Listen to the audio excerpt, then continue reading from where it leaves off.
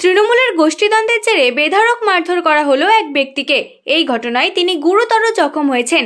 তাকে ভর্তি করা হয়েছে আরামবাগ মেডিকেল কলেজ ও হাসপাতালে।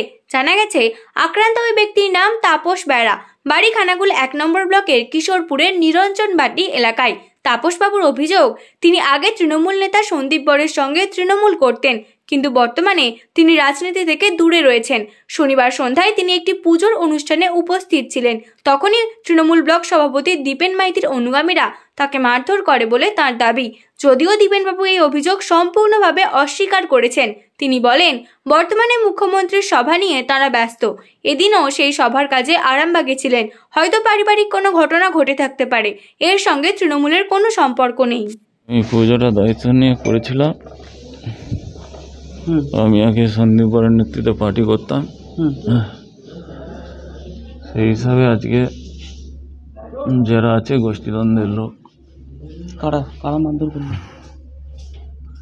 দীপেন মাইতি সভাপতি, তার নেতৃত্বে যারা পার্টি করছে আজকে তারা মারধর করেছে আমাকে।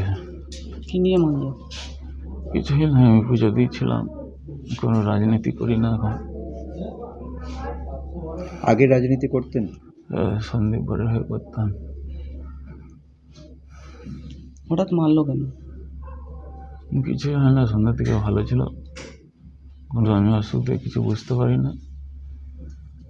তা বক্স বাজছিল, সেখানে জন করতে গেছে, আমাকে মারলো। কজনকে মারধর করেছে? আমাকে একাকি করেছে। কি দিয়ে মারধর করেছে?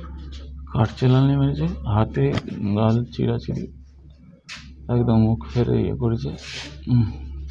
আপনার নাম? তাপস বেরা। ঘটনাটা কোন জায়গায় হয়েছে দাদা? নিরঞ্জন বাটি বল গ্রাউন্ডের সামনে।